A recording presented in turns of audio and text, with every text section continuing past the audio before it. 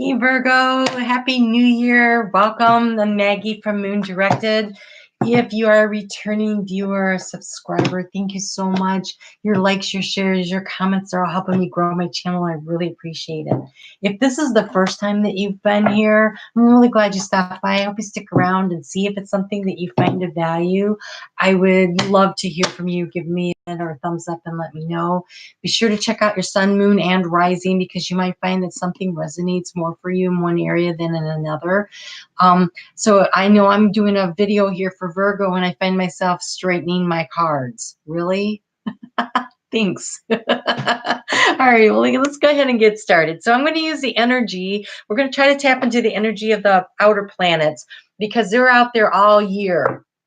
And so their energies, they can affect you. They can trigger something in you. If they're at a square, which is 90-degree angle, and that's kind of hard, or if they're in opposition, which is 180 degrees, or if they're right on top of you in a conjunction, those are hard triggers. And so that's one thing, or it can be at comfortable angles, but let's just see how they'll affect you. I was trying to find a way to do this that would be of value. And so I'm asking the guides for guidance on sun, moon, and rising. So that would be Virgo, sun, moon, and rising this time. How to best use these energies for your highest and your best good to really move your life forward, because as they trigger things throughout the year, how can you most utilize this energy? And so right now, let's start with Jupiter. Jupiter is in Sagittarius. It's been in Sagittarius. It just like November, I think. It'll be there until December 2nd. 2019. That was my cat trying to kill the birds through the window. So okay, it's in its home sign of Sagittarius, and it likes to expand things, especially when it's in its home sign. It's like, oh, you get a car and you get a car and you get a car. It's that kind of energy. And so how is that going to affect your life, Virgo? Well, lightning's going to strike.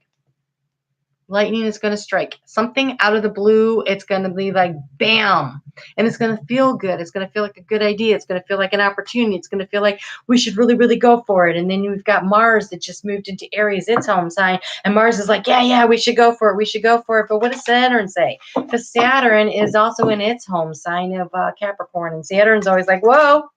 There's rules, there's boundaries, there's guidelines. Saturn is more Virgo than Virgo. But I don't know why Capricorn is its home sign, but they're earth signs, so you guys get each other, right? And so what are the boundaries and the limitations on this lightning strike? How is that going to affect you? How can you use this energy to your best advantage? Well, you know what? I think this lightning strike is going to be intuition from your higher self, and there is no boundaries or guides on that. When you are receiving inspiration, take a deep breath, pause, and I want you to be sure and ask, is this for my highest and best self? This is for my highest and best good. Is this for my highest and best self? My not ego, but my highest and best self. And if you take that breath and you think about it and then feel it, you're going to either feel a good feeling or a negative feeling. You really will. And if you do that, then you'll know if it's a good idea or a bad idea. It's going to come out of the blue. They're like lightning, right? And so this is a matter of the heart. This actually refers to soul work and heart work. And so looks like something very positive is going to happen for you, Virgo. And I know you're saying, oh, thank God. It's been a rough ride lately for you, but I see that it feels like it's turning of a corner. I feel like you're getting there, so that's good news. In the orbit outside of Saturn, so Saturn you can see with the naked eye if you know where to look, but Uranus you need a telescope. And so in order to do these things, to really get this, in between we have this asteroid, Chiron. And so Chiron rotates between what's seen and what's unseen, what we can feel and what we can't feel. It's the wounded healer. And so the mythology about Chiron is that he was a centaur, and centaurs are, like Sagittarius, the half man, half horse, and they were archers. And so, they would go into battle and fight. But this particular one was an immortal. And so he had ages of wisdom to draw from, and so he was this gifted healer, and everyone came from all over to be healed by him. He could heal so many things. He was so gifted and knowledgeable and wise, and the heroes and the gods, they'd come to him for teachings, and he was learned, and he was a gifted healer. And then he was in a battle. And in this battle, he got shot in the ankle, and that would be his Achilles heel. And now we've all pretty much heard the term your Achilles heel. That is the thing that gets you, that takes you down, like you're doing fine else, and they get your Achilles heel, right? He could not heal himself. It took him down. He could not heal himself. He was in excruciating agony and pain. This gifted healer could not heal himself. And so finally Zeus took mercy on him and took him out of his, because he's immortal, took him out of his earthly body and made him a heavenly body, which is this asteroid. And so somewhere in your chart, you are triggered by something where it's like, oh my God, this again, this never works out. This is always painful. This is deep hurts. That's probably where Chiron's triggering something. And so this year, when it moves out of Pisces into Aries on February 18th, that's going to set up a new set of circumstances. Like you've kind of graduated from handling the one situation, and now you're going to be handed a new one. And so what is the lesson? What can you use? What do you need to know? Oh my gosh. Okay. So this healing has to do with your family or your tribe, your group of people. Now, healing family issues or relying on your family to help you while you're going through a hard time. It's going to be one or the other. Think about your circumstances and you'll know how that resonates. But when it's family and tribe, this is the group of people around you that you rely on for support. And if you are not feeling supported, then that's something that you're going to need to deal with. If you need support and these people are there for you, that is what that is trying to tell you. So you're going to have to see how that resonates for you. I can't tell from this card. So Uranus is sudden and chaotic changes. Oh, Virgo, I know you don't like that. Not many people do, but I think you like it more than others. Okay. So sudden and chaotic changes, although you are pretty good about going, okay, so I guess I have to change this situation. You're pretty good about transmuting, okay, from here to there. And so that's a good thing, because Uranus has been first it went into Taurus last May. And then because it moved from fire into earth, we had all those volcanic eruptions because Taurus rules the earth, right? And Aries is about fire. But out of that chaos, right, new land masses will be created, because that's how we got the Hawaiian Islands, was from volcanic eruptions, right? And then it moved back into Aries, and then we had all those forest fires.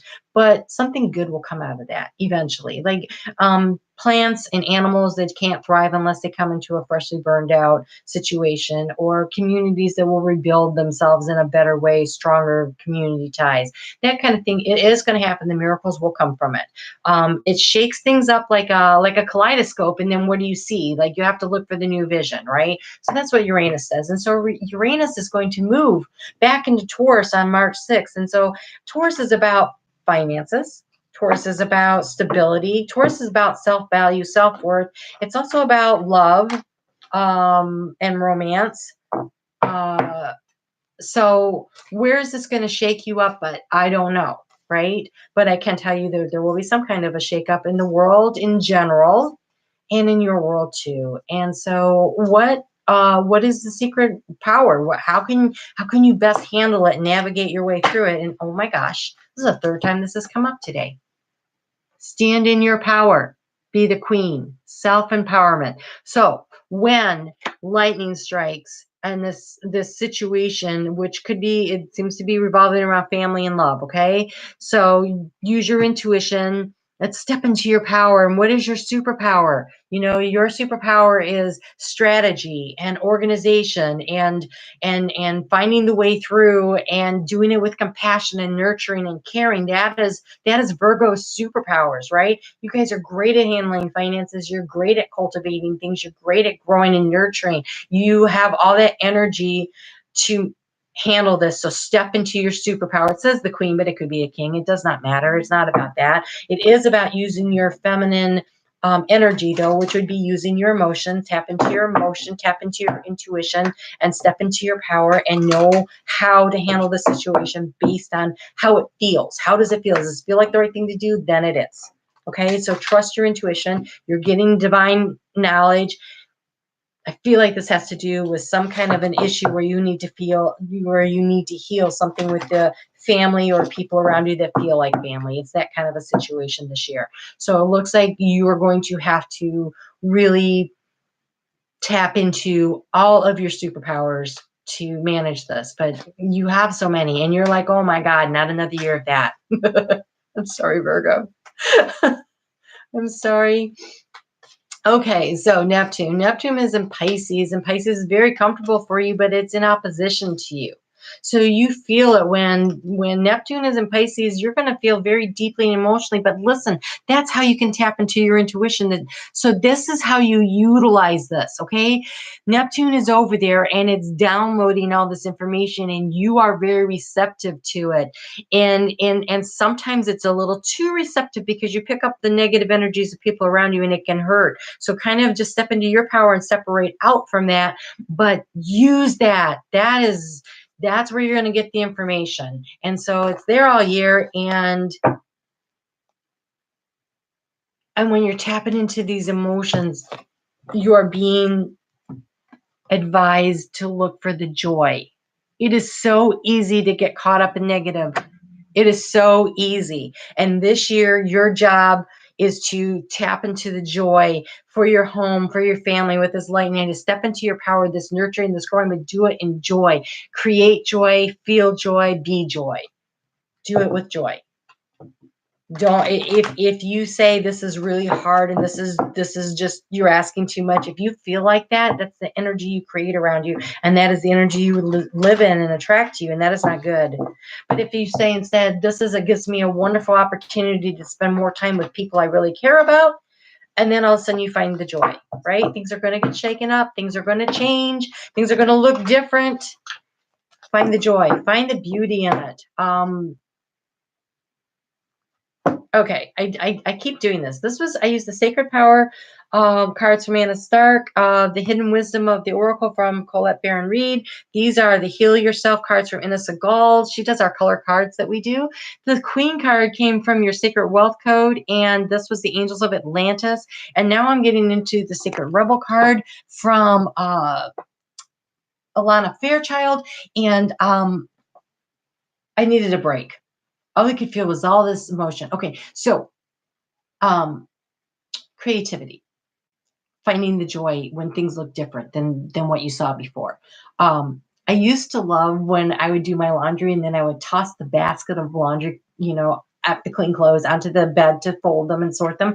But I would always stop and I would look to see what was laying next to each other. And then I'd be like, oh, those two go together, right? So it's kind of like that energy. Like, okay, so there's all this chaos around me, all my they're clean clothes, but they're all over the bed and they're not ordered yet. I'm going to have to put them into order. But in the middle of that chaos, I would look for something that would be like, oh, that goes together, that light bulb moment, that joy. That's kind of how your year is going to go. When the chaos happens, you step into your power, you're creative, you're loving, you're nurturing, but look for the joy. Like there's something good in it.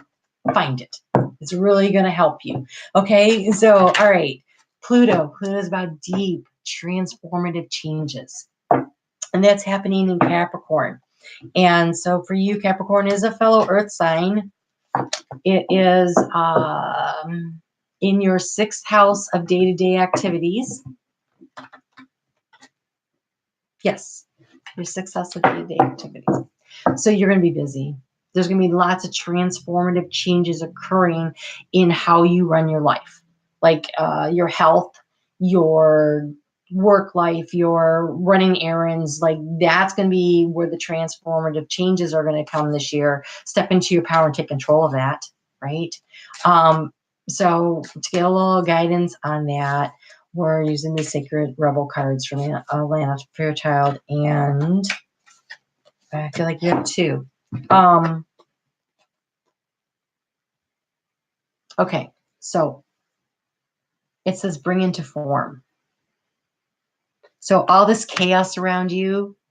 So let's go back to the laundry all over the bed. It's chaos, right? There's something beautiful in it, but still you need to bring order to it, right? Bring it into form. Like then you have to take the time to start, okay, so these work together. That's great. I know this now, but I need to organize this and I need to organize this. And so who's better at that than Virgo? I don't know anybody. And it says, relax the hold of darkness and be at the cause. And I think the cause is the light. See the light shining? So when all this chaos is going on around you and you are like, I can't do this again. Wrong. When you say that, then you can't. Say instead, there is a gift in here. This is not all bad. There's a gift in here. Where's the gift? What is the good thing? What is it? What goes together that I didn't notice before? Who am I getting to spend time with that I haven't had much time for before? Maybe you have a health situation that causes you to have to slow down, spend more time at home, and now you get more downtime to complete some project. Look for the gift. Look for the gift. Don't worry about the negative aspects of it and look for the joy. Be the light. Like, be the light in the situation. Actually transform not the situation, but yourself. Transform the situation by being the joy, being the light. That's a tall order, but it's a miraculous order. It will totally transform your life and the lives of those around you, which is who you care about anyways.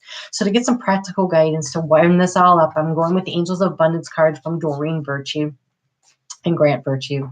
I want to remind you that there is a new moon solar eclipse happening on January 5th.